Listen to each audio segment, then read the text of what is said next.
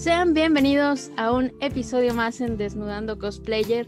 El día de hoy volvemos a volar, nos vamos otra vez a tierras un poquito más lejanas, nos vamos a el Perú. Entonces me emociona muchísimo porque además tenemos a mí me gustan mucho los samuráis y toda la cuestión de los guerreros japoneses, y si ustedes van y ven sus fotos van a quedar asombrados del cosplayer que tenemos el día de hoy. Él es Renzo, vive allá en Lima, Perú, y vamos a platicar un poquito más de esos contrastes entre allá y acá, así que Renzo, te doy la bienvenida. Muy buenas y cordiales tardes, agradezco sinceramente la invitación de estar con ustedes esta hermosa ocasión. Así que bueno, hablar de cosplay, hablar de los temas de la comunidad geek y otaku acá en Perú para compartir con nuestros hermanos mexicanos. Que eso está muy padre, es algo que a nosotros nos gusta mucho porque siempre hay pequeñas diferencias. Puede ser que todos seamos otakus o frikis, pero vamos a encontrar algunas diferencias por ahí muy marcadas. Por ejemplo, allá la cuestión japoneses y Perú es más unida, ¿no? Hay como muchos descendientes de japoneses allá en Perú, entonces pues me imagino que debe de haber como pues diferencias ahí un poquito más notorias. No sé qué nos podrías platicar un poquito de pues de las primeras convenciones a las que ibas ya enfocado como a la cultura pues japonesa. Bueno, hablar de convenciones japonesas y con cultura anexado al tema otaku, te puedo hablar de los Natsumatsuri, que eran eventos que se dan en el estadio de la comunidad Nikkei acá en Lima, y brindaban una parte del estadio total, que son varias áreas deportivas, para dirigirse a esta apertura a la cultura pop, no propiamente tradicional del Japón, entiéndase cosplay, ferias, un poco de cómics, polos, también un poco de J-pop y K-pop, que siempre ha estado metido. Entonces, estos primeros eventos yo empecé a concurrir cerca del año 2009, como iba de escolta de mi hermana menor, Romina Camiloni, que pues es cosplayer, y aunque ya se casó, sigue haciendo cosplay de vez en cuando, y mi sobrino de 2 meses fue el cosplayer más pequeño de todo Perú. Boku no Hero, mi Midoriya. Eso está padre cuando ya se empieza a ser como más familiar y no padecen, ¿no? Como llevar a los hermanos más pequeños. Digo, a mi hermano le pasó, o sea, yo estaba ahí duro y dale de vamos, la primera vez que me dijo, órale, va, te llevo. Él fue el que se divirtió más, o sea, llegó con un montón de fotos de cosplayers y estaba, ¿cuándo es la siguiente? Yo te llevo. Entonces ahí ya se empieza a armar como una dinámica diferente, pero... Una complicidad. Claro, y es bueno cuando te hacen segunda y pues dejamos de lado como el bullying que había en esa época. Pero como, ¿por qué años fue la primera convención que fuiste? El año 2009, citando por ejemplo la Konami C, un evento al cual fui de Light, no fui de Light, perdón, fui de Eru Lowlet, que me planché todo el cabello, lo tenía más largo y cometí el error de mojarme las manos y secármelas el cabello, cosa que me hicieron rulos y fue una cosa horrible. Pero mi hermana lo pasó muy genial, ya que ella fue de Mikuru de Suzumiya Haruhi, de que ella muy fanática de ese personaje, y ella le van mucho los personajes Moe. Y después fuimos al Coliseo de Voz, que es un coliseo enorme que tenemos aquí en Lima, donde se hacía el Otaku Fest, donde estuvo cantando el cantante japonés de las canciones originales de Dragon Ball, y también estuvieron los dobladores, cosa que fue apoteósico, ya que literalmente estaba todo lleno, y en ese momento fue el apogeo de los eventos cosplay, porque justamente se hacían en locales grandes, se hacían muy bien acondicionados para tal, eran con locales exclusivos, aunque un poco lejos, eso sí, el costo de la entrada era un promedio aceptable. Después empezaron a surgir muchos eventos casi todos los meses que desangraban literalmente el bolsillo del otaku promedio, que como tú sabrás no tiene mucho poder adquisitivo, y se fueron bajando la calidad, se dejaron de hacer en locales a uno, por decirlo así, ya que cerrar un coliseo para dedicarlo solamente a la comunidad geek y otaku es algo bastante serio. Entonces así nos fuimos desarrollando más o menos hasta el 2014, donde ya empezó el bajón, como que dice, una vez que se popularizó el hacer eventos cada mes, después cada 2 semanas, ya bajó un poco la calidad, pero siempre el lugar, no sé si tienen ahí en Ciudad de México, un lugar céntrico en el cual se reúnen los otakus y los geeks de todos lados. Acá es el Centro Comercial Arenales, que está en el distrito del Lince, el cual los días sábados se juntaban los 4 pisos de puros otakus y puros frikis. Tiene tiendas de todo, aunque actualmente han ido disminuyendo por el tema de los gustos. Ya no es tanto, ahora como todo lo adquieres vía internet, las tiendas han perdido esa fuerza, han perdido ese empuje que tenían, pero aún así por conocimiento, por nostalgia, se siguen reuniendo los geeks y los otakus a pesar de la pandemia, los días sábados en Arenales, pero en su momento era toda una potencia, incluso habían grupos de K-pop que bailaban en un parque aledaño y venían a pasar la tarde hasta la noche en el centro comercial Arenales. Es una anécdota bastante bonita. Me llama mucho la atención que empezaron como a lo grande, ¿no? En la bomba, o sea, y fue disminuyendo. Aquí pasó totalmente al revés, o sea, yo creo que tenías muchísima suerte si te reunías en un parque o en algún lugar así para este tipo de eventos. El gobierno en algún momento se involucró en hacer este tipo de eventos, pero realmente, o sea, eran gratuitos, aquí sí hay que decirlo, fueron gratis muchas veces. Pero pues eran parques, si bien te iba era un parque con arbolitos con sombra y si no era en una explanada con el rayo del sol a todo lo que da, y pues estaba feo en esos tiempos. Después ya empezaron unas convenciones de una mejor calidad, esas ya tenían costo para los mortales, los cosplayers entraban gratis, entonces no sé si allá también llegaron a tener esa dinámica en algún momento. A veces, sobre todo se acondicionó el servicio de poder prestar o alquilar cosplayers para los stands en los eventos tipo Más Gamers, que está centrado más que nada en la temática de los eSports o también de los juegos y productos derivados del mismo merchandising, el cual, por ejemplo, una cosplayer servía como anfitriona para hacer la imagen durante un día o dos que durase la convención de cierto stand.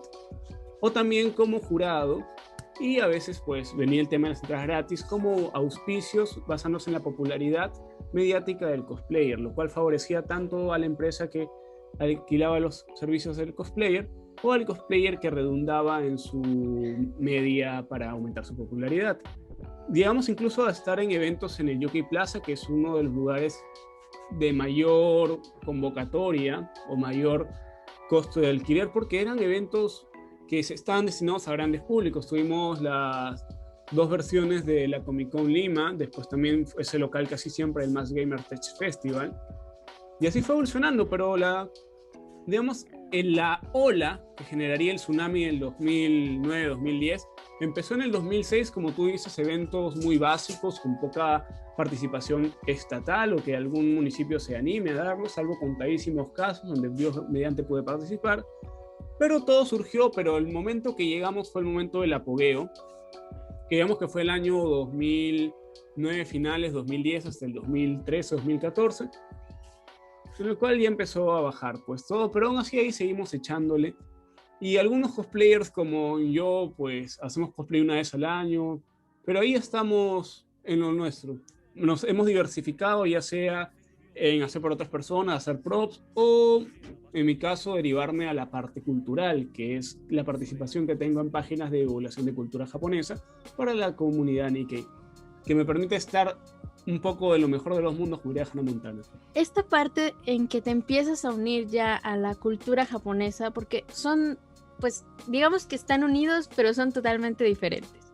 No vas a ver lo mismo en los templos que en un anime.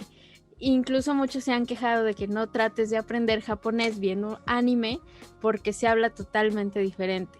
Y hay muchos tipos y formas de hablar para no ser, pues, grosero. Entonces, ¿cómo empiezas ya a perfilarte un poco más hacia la cultura japonesa? Bueno, basándome en un tema netamente de respeto, porque para acercarse a la comunidad japonesa tienes que ser una persona o muy hábil socialmente o muy cortés. Yo me destaco en lo segundo, ya que no soy muy bueno en el tema de hablar, no soy muy bueno de conocer a las personas, nunca he sido, digamos, lo que sería un prototipo de un líder estereotipado. Siempre he sido una persona estudiosa, dado a los libros, dado al análisis, dado a la cautela. Entonces, ¿qué manera de acercarme mejor que en base al estudio? Yo solía ser muy asiduo a una biblioteca que está en el Centro Cultural Peruano-Japonés, que es la Elena Kohatsu, que está en el 4º piso, si la memoria no me es muy esquiva, no voy hace tiempo gracias a la pandemia. Pero yo pues empecé a frecuentar los iba viendo, iba visitando el Jinai Center, asistiendo a las obras de teatro, a las proyecciones de películas japonesas que había en el mismo. Y viendo esta parte del cosplay y viendo esta parte de la recreación histórica que se daba en otros países y que se daba acá, pues en Perú, pero de manera más medieval, echando al europeo, decidí empezar a hacer el tema de las armaduras japonesas como una manera didáctica de poderme involucrar en la cultura asiática. La primera armadura que hice me tomó 2 meses a un coste de cerca de 40, $35, con todos sus detalles bien hechos. Fue en un Matsuri, ni siquiera un Natsumatsuri.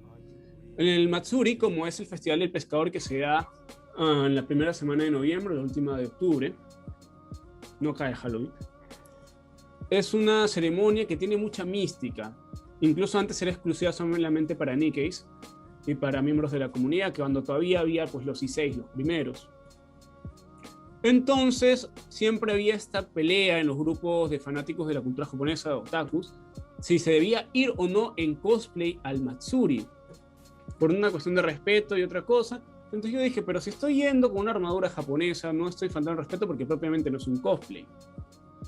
Entonces me fui por ahí, me tomé un montón de fotos, la gente tomaba cantidad de fotos conmigo y dije, qué genial me ha salido.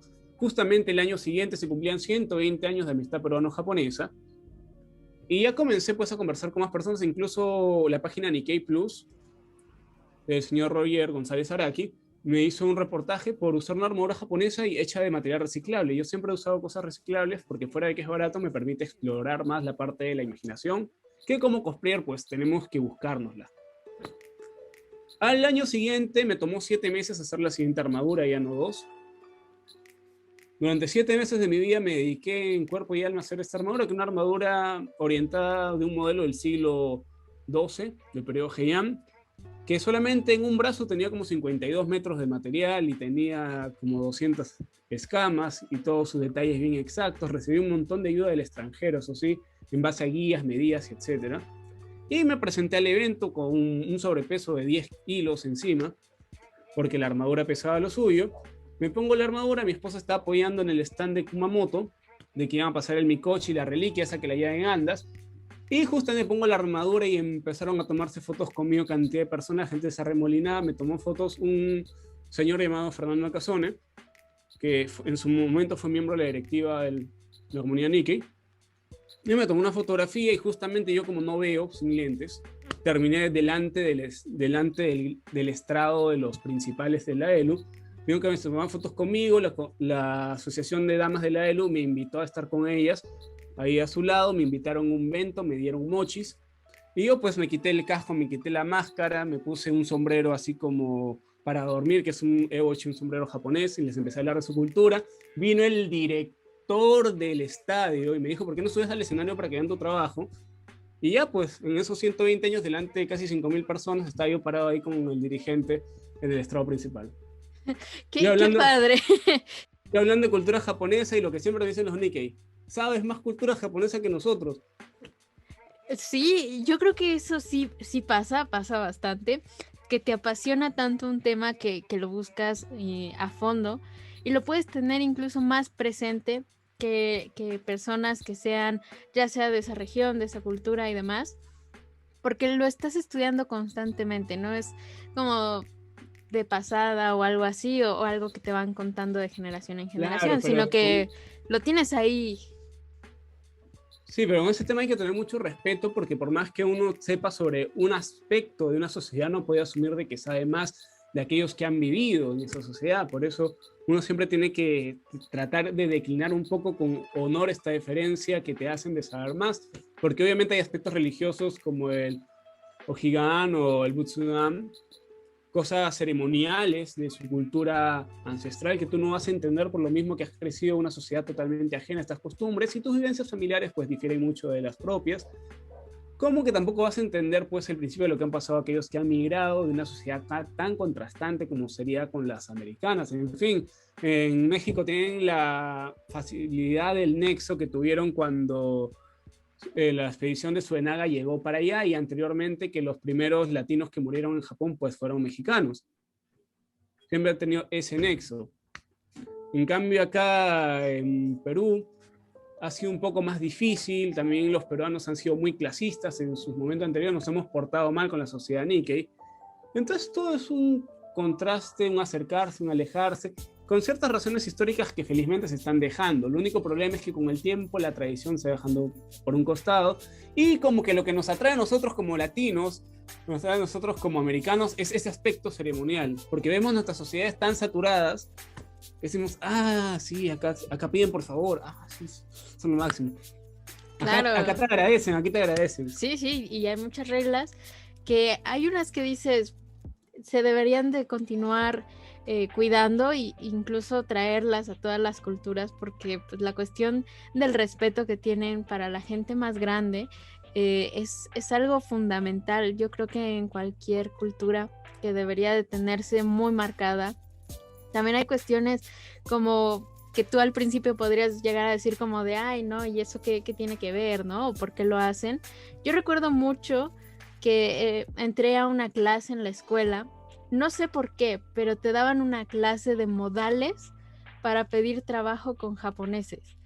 Te decían qué tenías que hacer y qué no tenías que hacer, desde cómo dar tu tarjeta de presentación, que tienes que ponerla debajo de la persona que te estaría contratando, y si ella la llega a poner debajo, tú la tienes que volver a bajar, porque es una señal de que le estás dando como el respeto, el crédito a esa persona.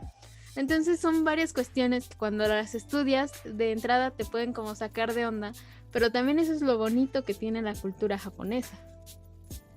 Bueno, eso es un tema que viene de años, justamente el tema del budismo, que se fusionó con la doctrina Zen y después con el shintoísmo, ya que el budismo, traído de China, tiene mucho que ver con la piedad filial, que tiene el aspecto del respeto a los mayores, incluso el culto de los antepasados se puede converger en ese punto, y es algo que en un principio chocó en Japón con el cristianismo.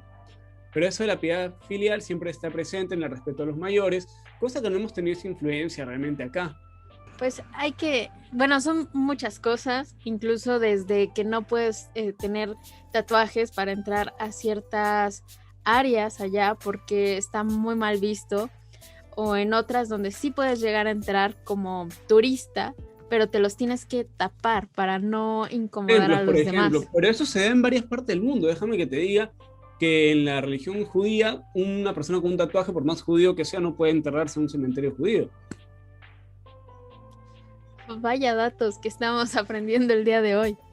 Bueno, siempre es buena manera de conservar el estilo de vida más tradicional posible para lograr la felicidad, lo que en China se conoce como el Yaolin, que es el camino de la virtud. Justamente por culpa del cosplay pude llegar becado a estudiar filosofía china, literatura china, porque me gané una enorme beca en la Universidad Católica, en el Centro de Estudios Orientales.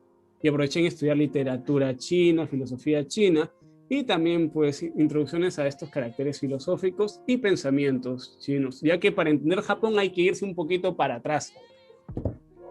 Y no me refiero cuéntanos ahí esa aventura. ¿Cómo pasas del cosplay a terminar estudiando eso? O sea, ¿qué relación hubo ahí? Bueno, justamente fue el aniversario del Centro de Estudios de la Universidad Católica, es una universidad muy prestigiosa, y sorteaban justamente estas becas. Lo que yo hice fue postularme, decían que querían, justamente parecía elegido para mí porque decía un traje del periodo Heian, mejor hecho, mejor esto, entonces me metí al concurso y me lo llevé. Obviamente tuve que compartir, conté con el apoyo de muchas personas, muchos amigos, muchas gracias, arigato más. Muchas personas me apoyaron en esto para lograr pues conseguir el nivel de votos, y después de esto, contando con la ayuda de mi madrina y de mi mamá, pude alcanzar esta beca y medias becas que daban a los que se inscribían en más cursos. Entonces me inscribí en uno con el apoyo económico de mi familia, y sumando esto ya pude pues meterme en los 3 cursos, seguirme de largo y disfrutar como un niño el estar encerrado acá, pero aprendiendo de la cultura china. Dicho sea de paso, he tenido la oportunidad de trabajar también con personas, bueno, solamente trabajé con personas chinas, no con personas japonesas, ahora que me lo pongo a pensar en retrospectiva. Y siempre me decían, ¿cómo sabes más de historia de China que nosotros? Es una cuestión difícil y sobre todo porque todo está separado por familias y se ve que llevan un control muy bueno en esta cuestión. Si tú llegas a ir, puedes encontrar como tu árbol mejor definido con tu apellido. Entonces, ahí es una buena aventura, una buena travesía. Pero cuéntanos un poco más acerca de este cosplay.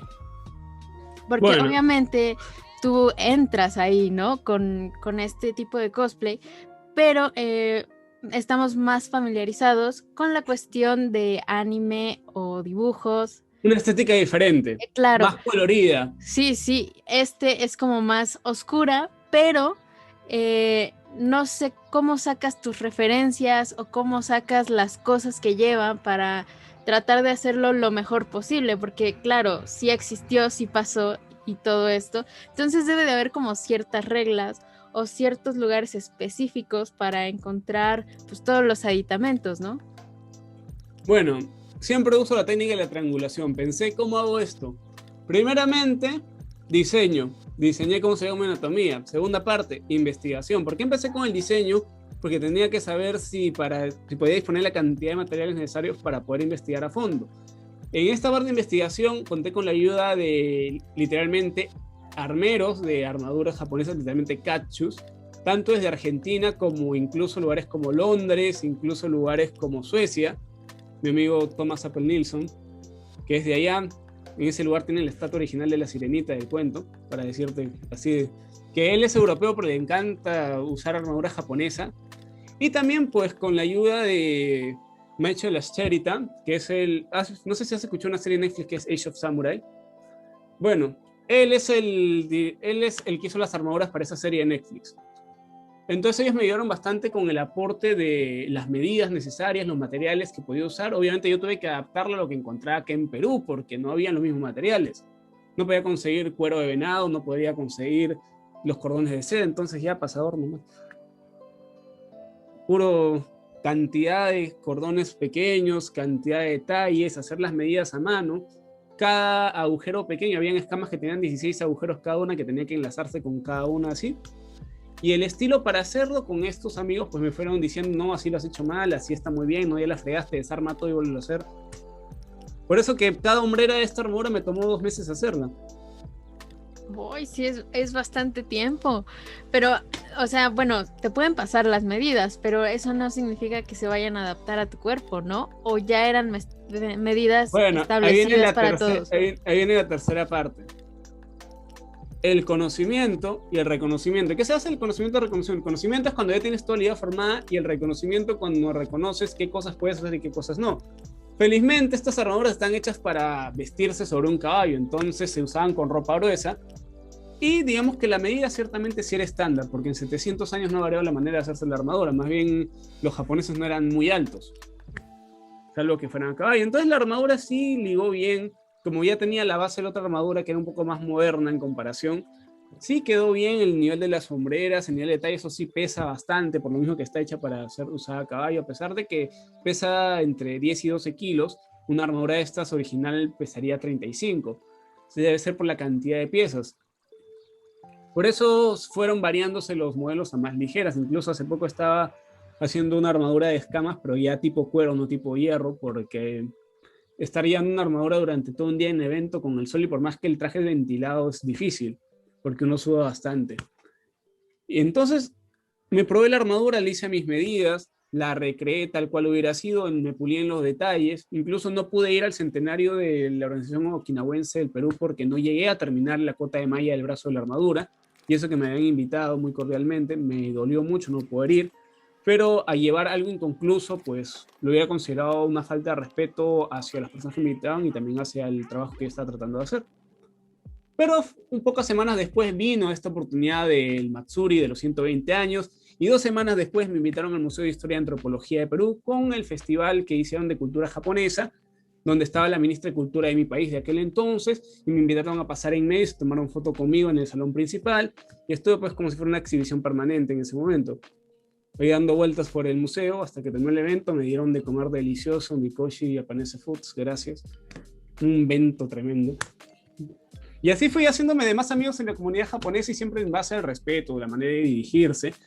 Siempre hay que no tener cuidado, sino tener un poco de razonamiento de que siempre hay que tener respeto, no solamente porque sean Nikkei, sino porque son personas mayores que te están ayudando. Ser agradecido y darte cuenta que por más que haya cierta amistad, no los puedes tratar como si fueran tus amigos del barrio. Siempre tienes que tener esa conciencia. Nunca por dar la mano hay que tomar el brazo.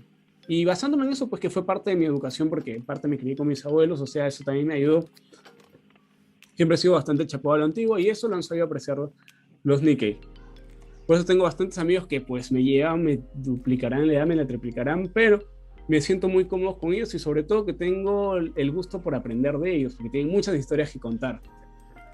Eso es muy importante, el respeto es básico y claro, las historias es una fuente de información pues más directa y qué padre que tengan como la confianza también de estártela contando y todo, porque obviamente las cuestiones históricas pues sí pesan, a veces entiendes ya estudiando un poco más a fondo la historia que han pasado, porque a veces tienen como tanto recelo a abrirse a otras comunidades, a otras personas, porque ya han sufrido maltrato, ya han sufrido estas faltas de respeto y es como, pues nosotros también nos protegemos en ese aspecto, ¿no?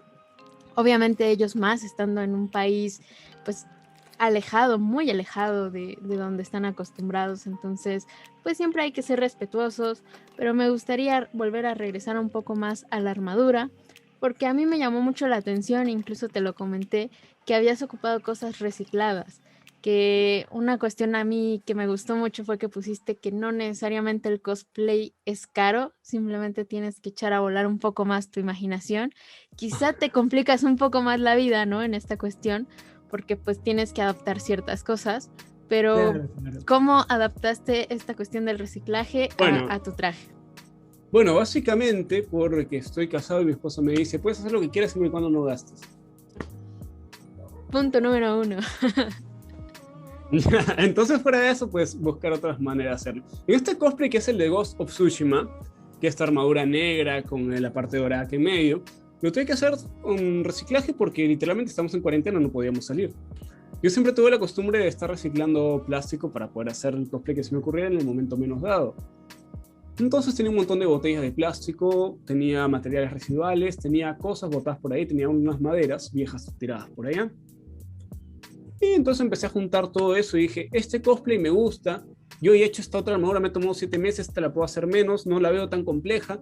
Entonces cogí un montón de pósters viejos que estaban a pedazos, los junté, los pegué con cola de colegio, les di la forma más o menos que tenía que tener el torso de la armadura, cogí unos fondos de mochila que son plásticos duros, le saqué una medida, consulté con un amigo argentino que es Máximo Marchoni, cuánto debía medir un aproximado cada cosane, cada una de estas escamas, cada yorin, y empecé a armar, pues al final salieron como 200 escamas, hice toda la parte del pecho, las sombreras 35-35, todo en base a material reciclado. Cogí unos retazos de microporoso que me había dado un amigo, creo hace 4 años, Eduardo Murillo, que también es un sorprendente cosplayer, y empecé a darle forma a todo eso, lo pegué. Yo no sé manejar foam, que es algo que usan muchos cosplayers, ni Warbler, ni absolutamente nada que cueste más de 5 soles, que sería más o menos $1.50. Nada de eso es manejar. Entonces, todo lo que era esta forma hecha con pósters viejos, literalmente la cosí, la enlacé, la recubrí de escamas, usé escamas más grandes arriba, hice una parte con el plástico así toda bonita, le pegué las botellas encima, para los brazos también, escamas de botellita de 4 centímetros, todo enlazado bien bonito, un par de manteles, ven para acá, y están viejos, igual sirven para esto. Misma botella también para las manos, la cuerdita por ahí, la soguilla, una soga gruesa de fibra vegetal que teníamos, la deshilaché, volví a amarrarla para hacer el calzado. El arco, me hice el arco igualito al del juego también, ahí había un tubo del desagüe, todo quedó excelente. La cuestión de cuando quieras hacer cosplay con reciclaje es que no le tengas asco al material que vayas a hacer, todo queda bien con lejía. La máscara, papel higiénico para acá, mismo papel maché, bien bonito, un par de cajas de té porque me faltaba para que agarre acá, después cerámica de colegio, silicona en barra. Quedó la máscara, su pintura negra, la cornamenta, trae para acá el bacinete, de acá los cuernitos, base de alambre, un poco de esponja. Igual no necesito esponja para bañarme, hay otras maneras. Y todo eso, pues le di la forma, después lo cubrí con cerámica, le esculpí bien bonito sus vetas, así como si fuera unos cuernos, ¿verdad? Pues que tienen como surcos ahí con una aguja gruesa y quedó, pero... Sí, digo, no te imaginarías que fue con esa pedacería. Realmente pensarías que tuvo ahí un poquito más de costos y obviamente ahí tu Ah, creatividad sí, fue todo. gasté en una lata heterocal de 3.50. Bueno, 3.50 sería $1. Pues, Ah, y las ¿y vendas del botiquín. como cuánto te tardaste en realizar este? Exactamente me tomó 6 semanas. Que me ¿Fue despertaba poco? haciéndolo y me dormía haciéndolo. Y mi hija ahí aprendiendo de mí. Ya va a ser la nueva cosplayer. No, también tiene su armadura japonesa ella. ¿A poco? Ay, qué bonito. Sí, sí, sí. De ahí me agarra a tubazos con tubos de espuma. Juguemos al samurai, juguemos al samurai. Que eso está padre. A mí me gusta ya cuando la familia también se involucra y disfruta este hobby. Claro. Pero para todos nosotros que no estamos tan metidos en la cultura japonesa, ni en los samuráis, ni nada, nos puede parecer un poquito raro esta cuestión ¿De reciclaje? de, no, de ver estas armaduras y todo esto. Pero me gustaría saber un poquito más de la armadura, si tiene algunos significados, como por ejemplo el dragón que tiene acá, o las escamas y todo esto, porque obviamente Ah, tienen su nombre y todo florero. esto. Esa armadura en sí se denomina armadura de escamas de dragón. O también Uroko Yoroi, armadura de escama de dragón, o también Yorin, armadura tipo Yorin, que es una armadura de escama de pescado, por decirlo de una manera menos fabulosa. Los cuernos, las ornamentos en las armaduras japonesas siempre tienen que ver con el tema del poder. Si es poder bruto, sería las astas de el toro. O si es un poder más ligado a la sabiduría, sería el asta del ciervo, porque incluso si ves los dragones chinos, tienen estas astas de ciervo que tienen este significado. Es el poder inteligente, no el poder de fuerza bruta. El tema de la armadura, pues es una armadura Yorin, o sea, está investida en el poder del dragón, porque incluso la forma de las armaduras tenía mucho que ver con la mística del budismo, la mística de la religión sintoísta. Habían armaduras que incluso tenían la forma de la piel de las personas, incluso al rey Felipe IV, me parece, de España, le regalaron una armadura tipo Niodo, que una armadura que tenía incluso los pliegues acá debajo, tenía tetillas y todo como el Batman de George Clooney. Y eso era porque cuando te ponías esa armadura tenías el poder del dios, pues del Nio. Órale, es todo un mundo lo de la cuestión de las armaduras, porque Claro, la obviamente máscara también. tienen algún significado. Hay diferentes tipos de máscara y todo esto. Y obviamente supongo que este tipo de detalles va como pues haciendo visible tu rango dentro de la cuestión militar, ¿no? Claro, mientras más sofisticada era la armadura, pues era mejor tu calidad que tenías. Si ya tenías un caballo, ya pues eras lo máximo, porque lo que máximo que había era poder montar a caballo. Porque siempre, tanto en Occidente como en Oriente, las órdenes ecuestres han estado a la primicia o en la élite de lo que era la casta militar, más o menos hasta la aparición de la pólvora en el año de las armas de pólvora de repetición más o menos siglo XIX, siglo XX, donde la caballería era la ama de todas las armas. Claro, después aparecieron lanceros y todo eso, pero siempre el porte del caballero ha sido pues con su caballo, su penco y arriba una persona cubierta de acero y hierro por todas partes, cosa que no era diferente obviamente en el Japón feudal. Y dicho sea de paso, el Japón feudal más o menos duró hasta el año 1869, entonces fue un periodo bastante dilatado. ¿Crees o consideras que sí eran cómodas para pelear o simplemente cumplían su función? Porque obviamente tú ya hiciste una versión y es bastante pesada. Las originales eran casi el triple de pesadas. Entonces, como que ahí choca un poco, ¿no? Con lo que tú crees que podría ser funcional. Claro, funcional no es, porque esa armadura es de caballería. Obviamente, si vas a estar a lomos de alguien, de un caballo, hace sentir menos el peso. Esta armadura de escamas es ligerísima, por lo mismo que los materiales han sido reciclados, no tienen un peso mayor, por más que estén bien distribuidos en todo el cuerpo, incluso si lo tienes puesto mucho tiempo te cansa, porque el cuerpo no está acostumbrado a estar con armadura todo el día. pero sí es bastante ligera. Entonces uno va optimizando materiales, si la quiere, por ejemplo, para usarla en combate, no digamos de agarrarte espacio, no agarrarte a soft combat o LARP, va a ser una armadura más resistente. Si quieres una armadura simplemente para presentarla y caminar con ella, te haces una armadura así ligera. Y esta armadura pesa poquísimo en comparación a la armadura de los 120 años de amistad peruano japonesa. Y es una de las armaduras más ligeras que he hecho, incluso cuando hice otros cosplay como hacer del Rey Brujo de Angmar, del Señor de los Anillos, o el Rey de la Noche de Juego de Tronos. Estas armaduras serán un poco más incómodas con el tiempo, ya que todo el peso está distribuido encima de los hombros.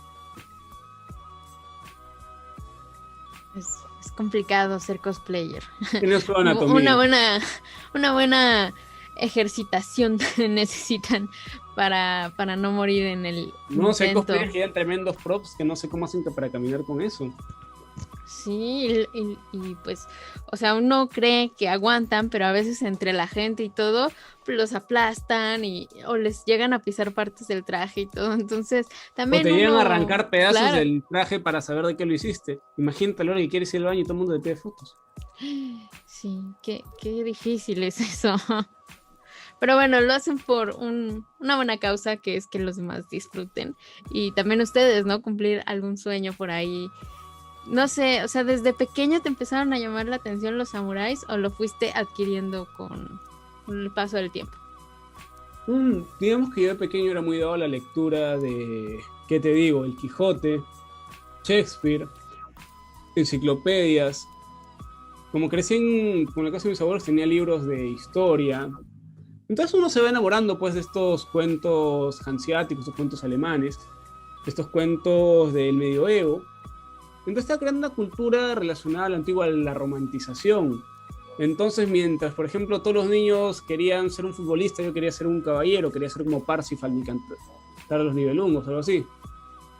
No, quería ser como Siegfried, quería ser como de la Mesa Redonda, algo así, pues esos cuentos con los que yo crecí. Entonces me hice un ideal. Con el tiempo ya, pues, me fui enfocando en otras cosas, pero me llamó la atención el tema de la Segunda Guerra Mundial y me llamó la atención que solamente los japoneses seguían peleando con espadas. Entonces me decidí volverme, pues, friki en este tema y ahí hice un viaje al pasado, por decirlo así.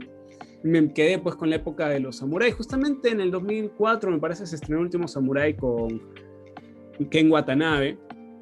Y este americano, ¿cómo se llama? No me acuerdo. No me acuerdo, que está casado con Nicole Kidman. Tom Cruise, ahí está. Pasa que me suena más Hiroyuki Sanada y Ken Watanabe que Tom Cruise. Ya también es la costumbre que tienes tú, porque a cualquier otra persona sería más complicado aprenderte como los nombres japoneses. Claro, es que y de ahí empecé a caer en el gusto por las películas de Akira Kurosawa, gran director asiático, que hacía historias europeas a la versión japonesa y dice que eran como clásico del cine japonés. Habría que checarlo y estar investigando Incluso de ahí un poco. sacaron la idea para Star Wars, de la película La Fortaleza Escondida, sacaron la idea para la Estrella de la Muerte y todo eso. Pues ya, vamos a estar ahí investigando y después hacemos un debate. ¿Por qué sí, por qué no? Claro, entonces, justamente Darth Vader está copiado del diseño de un samurái, por decirlo así. Entonces, también fanático de Star Wars, me leí la novela antes de ver la película número 4, porque incluso hay novelas y todo eso, para que veas cómo era de geek de leer. También sacaron mangas. Sí, ya fue todo demasiado, ya se descontroló un poco esto. Sí. No sé si llegaste a ver la película de Batman, Samurai. No, te juro que yo vi eso, vi la portada y dije, tengo miedo, y no pude. Es diferente, vamos a dejarlo ahí. No, y después vino la última trilogía de Star Wars. Te juro que cómo lo han podido hacer tan mal. Alma de cántaro. Te juro que yo no podía en mí mismo. Sí, algo pasó por ahí, no esperábamos eso, pero bueno. En Lo las mejor series se han ha sido ido, Rogue One. claro. Y las series, por ejemplo, Mandalorian también estuvo buenísima. Es que Pedro Pascal, pues. Nuestro querido Oberyn Martell, de Juego de Tronos. Claro. Pero bueno, ahí Ahí hay para rato, vamos a olvidar esas películas, digo, nos quedamos con las series, con Rogue One, porque también solo, pues ahí yo diría que también estuvo mal. Hay cosillas, hay cosillas. Es que no se puede poner un parche para un buque que se está hundiendo, pues. Sí, Gracias, totalmente. Disney. Gracias, Eso Disney. sí. Pero en esta cuestión del cosplay, ¿sigues yendo como a convenciones para No hay. ya sea que participar a un concurso o algo así, o ya te quedaste más como en la cuestión cultural? Bueno, en el caso de cuando Curiosamente, había, ¿no? no, justamente me agarró la cuarentena en todo cuando yo estaba dedicándome a hacer armaduras para irme a eventos culturales de la comunidad Nikkei. Entonces dije, ya, ¿qué voy a hacer acá encerrado todo este tiempo? Me voy a hacer esta armadura. Como no tenía nada que hacer, me hice la armadura en 6 semanas y empecé a participar en concursos virtuales. Lo bueno que ha traído esta pandemia, si podemos decir que algo ha traído bueno por estar encerrados y que haya muerto tanta gente, lamentablemente, es que todos los concursos empezaron a ser virtuales. Aunque me di cuenta muy tarde de esto, empecé a participar en concursos y empecé a ganar. Y más que por un tema de meterme para ganar, es el tema para demostrar que incluso una persona solamente con la imaginación puede llegar a competir con personas de otro nivel. En mi país hay excelentes cosplayers de diferentes niveles. Tenemos a Fabio Carbonell, que está haciendo una armadura de Radamantis, Dios mío, que te da gloria de verlo solamente. Tenemos a Carmen Pilar, que es una cosplayer excelente. Tenemos algunos cosplayers que ya no están ahora, como era Carla Cangalaya, que son unos props impresionantes. Acá de por sí es un nivel alto. Si te vas a lugares como Brasil, México ya, Centroamérica tiene una potencia de cosplay impresionante. Te vas a Estados Unidos, donde es la Comic Con ya, en Europa. Yo digo, bueno, tengo este cosplay, me has nacido porque he tenido las ganas de hacerlo, he tenido, Dios mediante, la imaginación y el apoyo para hacerlo, apoyo moral aunque sea. Lo mínimo que puedo hacer es mostrarlo para que se vea que dentro de todo uno puede hacerlo simplemente con la voluntad y el tiempo de hacerlo, porque a veces este encierro a gente le ha pegado la depresión.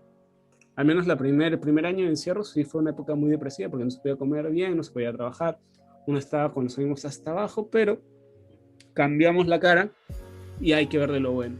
Y empecé a participar y empecé a ganar varios concursos que ni acá en mi país había ganado. Aunque sí tuve la oportunidad de ganar un concurso acá en mi país que fue el Reto Cosplayer. Y fue genial ganarlo. Porque ahí sí me fui con todo, diálogo en japonés, subtitulado, hablé en mongol y todo. Me pulí un poco más y me torcí un pie por estar saltando, pero igual me salió bien y me sentí orgulloso del producto que había logrado. Incluso cortos o ediciones extendidas de esa coreografía los uso todavía para participar, ya que saqué cantidad de material extra de todos los loopers o todas las partes que no quedaron porque se va achicando. Uno graba, por ejemplo, 1 hora de movimiento si te queda 3 minutos o 2 minutos. Entonces ahí queda bastante material adicional.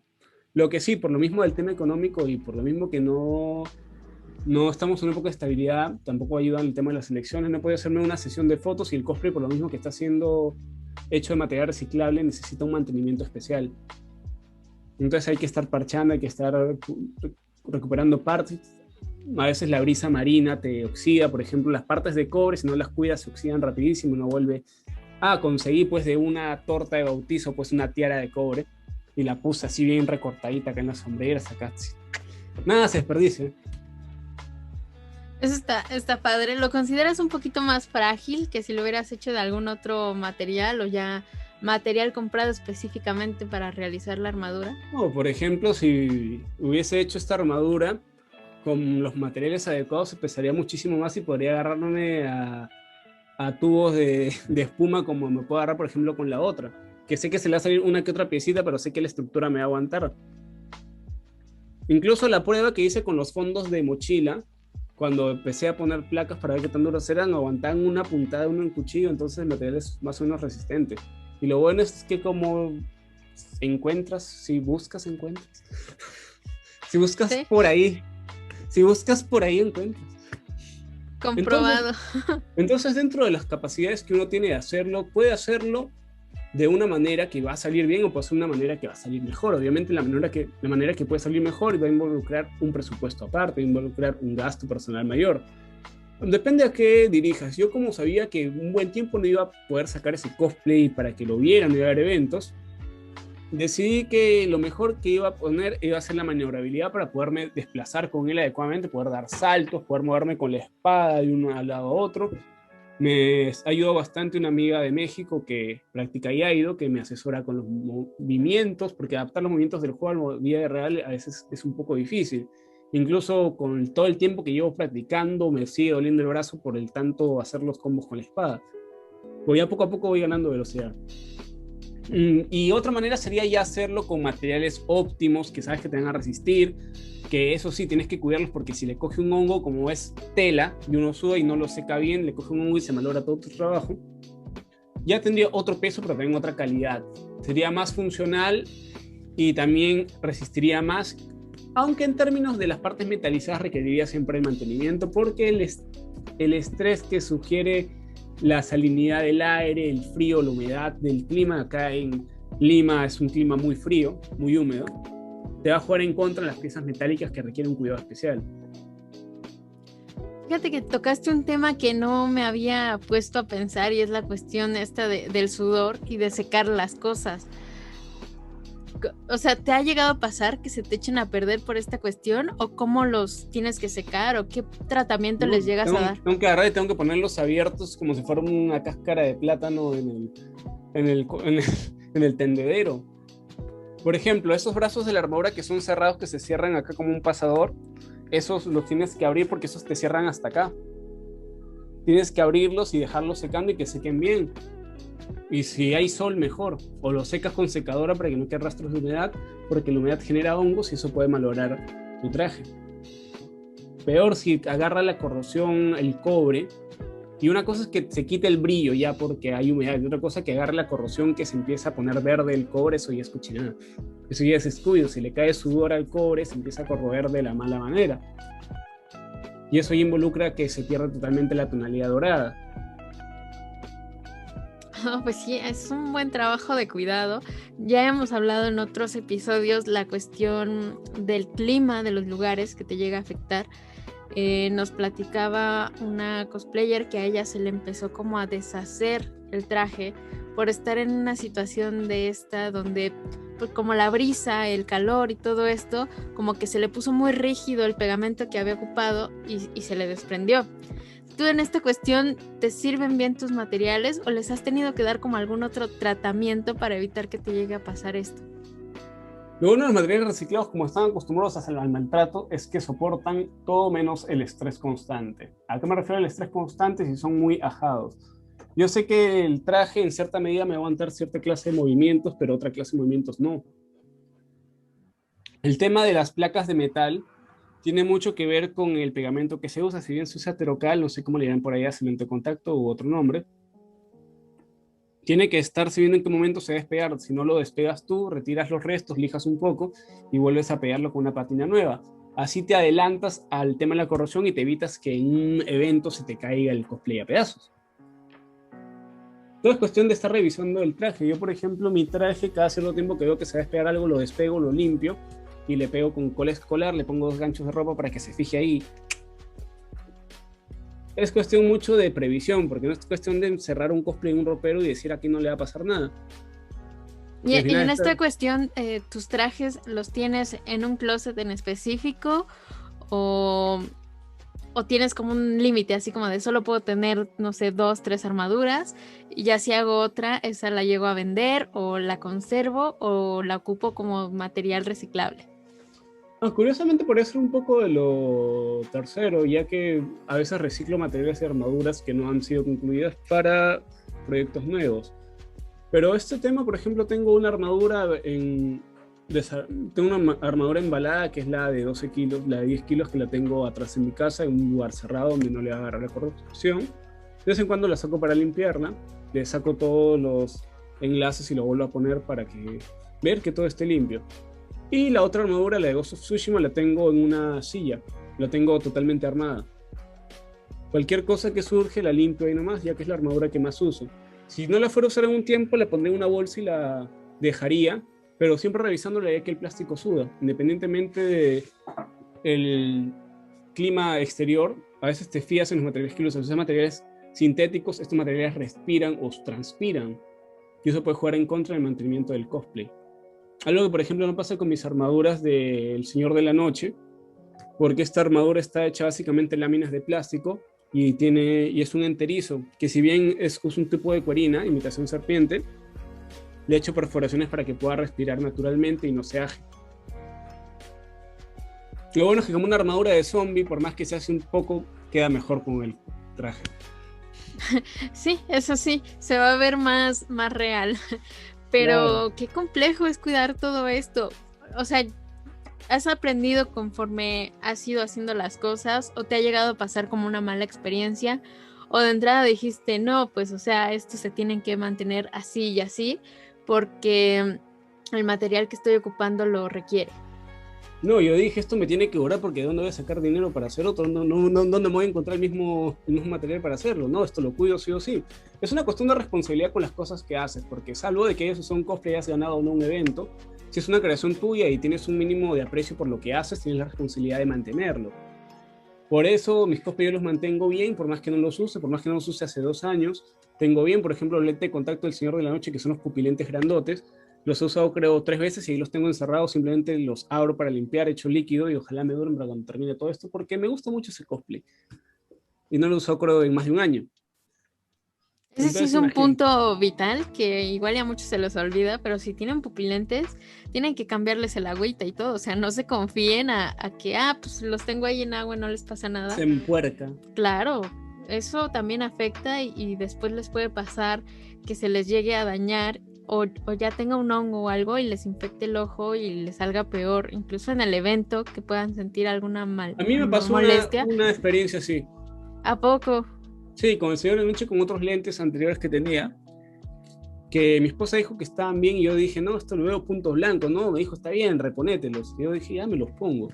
Y al final yo todo profesional en el evento estaba así porque era un restaurante, en el estreno de no sé qué capítulo de Juego de Tronos, y yo estaba así pues con todos los ojos hinchados entre azul y rojo, y estaba así todo estoico y las lágrimas caían así. Y aguanté toda la hora así y dije, Miriam, ¿por qué no te revisas estas cosas? Están que me arden, tienen hongos. Y igual está así todo estoico, con mi maquillaje puesto, todo, sin parpadear. Es feo cuando pasa eso y yo admiro a las personas que se aguantan porque a mí incluso con una pestaña que me entre ya estoy así de no puedo. Y ustedes que se llegan a aguantar el malestar porque de entrada si no estás acostumbrado y son un poquito más grandes, Y está en se llegan video a encima. lastimar. Y encima lo tengo en video del local.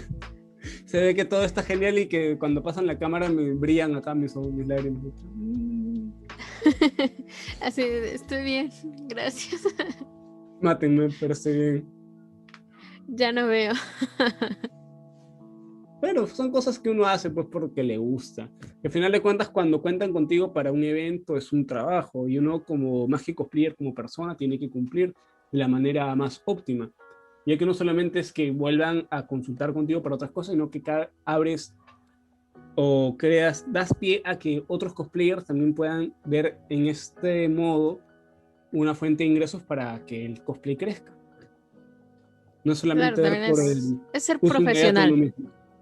Sí, se podría decir de cierta manera, aunque el término cosplayer profesional pues, es un tanto ambiguo. Bueno, no tanto como cosplayer profesional, sino como darle esa profesionalidad a tu trabajo, o sea, Esa responsabilidad, ese claro, compromiso.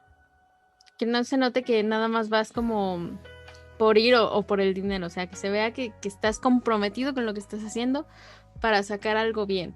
O sea, No, yo y al siempre he final, dicho, si tú te sientes satisfecho con lo que estás haciendo, pues vas por buen camino. eso mismo. Por más que a uno le ardan los ojos, si uno se siente bien con lo que está haciendo, uno va a decir, sí, está genial. Sí, totalmente. ¿Algún consejo o recomendación que nos quieras dar a los que apenas van empezando o los que se quieren animar, ya sea a ser cosplayer o a meterse a la cultura japonesa? Solo háganlo. No lo piensen mucho porque se van a detener en sus propios pensamientos, los pensamientos de los demás. Háganlo. Si quieren hacer un cosplay, en vez de pensar en la dificultad que va a ser, traten de hacerlo con lo que tienen a la mano. Hagan como yo. Yo, por ejemplo, dibujo lo que voy a hacer. Digo, si lo puedo dibujar, lo puedo hacer. Eso es lo primero. Primero hago un dibujo simple, ahí lo hago en escala de las cosas que tengo que hacer. Veo cómo pueden hacer O solo pues que ya se lancen así como kamikaze, que me mandé a hacer el de Ghost of Tsushima sin ningún patrón de referencia. Simplemente dije, esto va a salir porque me tiene que salir, porque me canta la conciencia. Y también por un poco de que ya me avalaba la experiencia previa de la otra armadura y porque estaba hastiado de estar encerrado sin hacer nada. Dije, Claro, lo hago claro. porque lo hago. Atrévanse, no hay peor cosa que no atreverse a hacer algo. Si quieres entablar amistad con la cultura japonesa, puedes abrazar esa cultura, puedes enterarte por medio de videos, blogs, hay material suficiente. Simplemente anímense a hacerlo, no es que digas, sí, lo voy a hacer más tarde. Anímate. Muchas veces los viajes más sorprendentes empiezan dando un pie fuera de tu zona de confort. Y tu zona de confort no es simplemente salir de tu casa, o puedes hacer algo tan simple como abrir una ventana en tu laptop o en tu computadora y ya estás.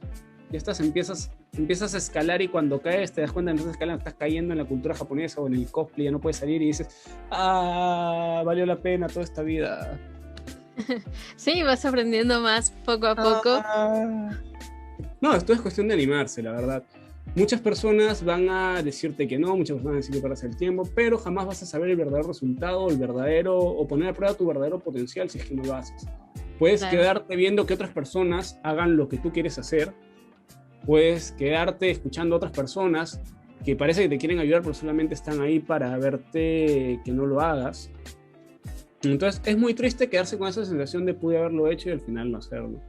Eso ya tiene que ver mucho con las personas. Incluso puedes tener la autoestima baja, puedes hacer muchas cosas, pero en esos 10 segundos que estás en una pasarela, todo el mundo lo tienes acá. Y en ese momento ha valido el desvelarte, el conseguir transporte, el que no te quieran subir al taxi porque estás llevando un arco de 2 metros, una lanza. Entonces, ese momento que agarraste y dijiste, híjole, me saqué la mitad del maquillaje por sacarme una pestaña, la madre patria. No, en ese momento que tú ya estás en la pasarela, así sea un cosplay hecho de papel higiénico y entras como a Torreón danzando. Madre. Yo mismo soy. Está como el 7 machos. Es bonito, son buenas experiencias, ¿no? Definitivamente. Sobre todo son experiencias que tú te las has ganado. No te han regalado el hacer algo, sino que tú lo has logrado porque es tu obra, porque es tu trabajo. Independientemente de si después generas amistades que te permiten estar en uno u otro evento, o estar en un canal, o tener una mayor media de atención, siempre va a ser por el trabajo que tú haces. Y siempre y cuando persigas o perseveres en lo que estás haciendo, vas a obtener mejores resultados. Y si no los obtienes, no es porque estés haciendo algo mal, de repente llegaste al punto que querías llegar, y con el mismo de haber logrado tu objetivo, ya has logrado mejorar como persona. Independientemente que no es una carrera, no es un talentazo, no es algo que te va a dar mucho dinero, simplemente que estás mejorando, pero tú eres una persona más confiada que puede cumplir con sus metas y no simplemente imaginarlos. Pasar del papel a hacer algo físico, y es algo importante, es parte del desarrollo de la persona, y sobre todo que aprendes de que quizás la opinión más importante no es la que reflejan las personas a tu alrededor, que ni siquiera pueden ser de tu familia, pueden estar en el anonimato de una pantalla o una comunidad, simplemente es la opinión que tú tienes de ti mismo. ¿Y cuántas personas necesitamos que hemos pasado por esto del colegio, que nos hacen bullying, que no nos prestan atención, que nos hacen de todo porque somos distintos? Al final simplemente te quedas con la persona que estás frente al espejo y te das cuenta que esa persona, por más que no te gusten sus ojos, no te gusten su cara, no te gusten su pelo, tiene un talento. Y dices, sí, o bueno, ya si te quieres tanto como yo, pues que me vea al espejo y digo, ay, un hombre guapo en mi espejo. Pero bueno. ¿Quién te dejó de pasar? No, estoy a punto de llamar a la policía, hay un hombre guapo en mi espejo. No, disculpen, soy yo. Sí, totalmente. Es la seguridad que vas teniendo en uno mismo, y sobre todo creértelo tú. Mientras tú te lo creas, tú lo disfrutes y lo hagas con ganas de complacerte a ti mismo, vas a disfrutar mucho el proceso de ser cosplayer, de crear las cosas y demás, porque si lo haces ya buscando pues un segundo propósito como el dinero, las convenciones y todo esto igual, y no lo disfrutas tanto, o te va a afectar los comentarios que digan de ti después del concurso, después de un evento, o alguien que pase cerca de donde estás tú y diga como de, está muy bajito para hacer ese personaje, o no le salió esto, igual y te tiras más a a tu rincón que si simplemente Oye, yo por ejemplo soy muy estás alto para hacer satisfecho. cosplay que me gusta. Claro, eso es feo también. No, yo quería hacer cosplay de Napoleón Bonaparte, un cosplay histórico y mido 1,82 m, entonces no, ni a balas. No, pues no. Pues te va a tocar estar hincado o de rodillas, no sé. No, no, vale. Y hay cosplays, por ejemplo, que no los puedo hacer. Por ejemplo, no puedo hacer un Broly porque el Broly mide 2 metros y tanto. Y O sea, digo, ahí tengo que sí te buscar puedes en mi poner liga. zancos. En mi liga, quizás no puedo ser el mejor en la Yamato, no puedo ser el mejor en esta, pero en la liga de Renzo, Vittorio Camiloni, lo he dado todo y aquí soy el campeón indiscutible. Eso me gustó. Yo creo que ahí la vamos a dejar. Me gustó mucho platicar contigo. Espero que después podamos hacer algún otro video donde nos cuentes un poquito más de la cultura japonesa, porque siempre es bueno meterte y conocer un poco más. Y sobre todo tú que ya te has metido a diferentes áreas del mismo tema, tanto los chinos como los japoneses, que tienen muchas cosas que contar. Es muy interesante su historia. Y ustedes pueden por ahí aventarse algún documental o algo y también les va a gustar mucho o les puede llamar la atención. Así que Renzo, muchas gracias por haber estado con nosotros el día de hoy. Espero que te la hayas pasado bien. Ha sido un placer. Eso es todo. Y pues nosotros nos vemos en el siguiente video. Bye bye. Mátane.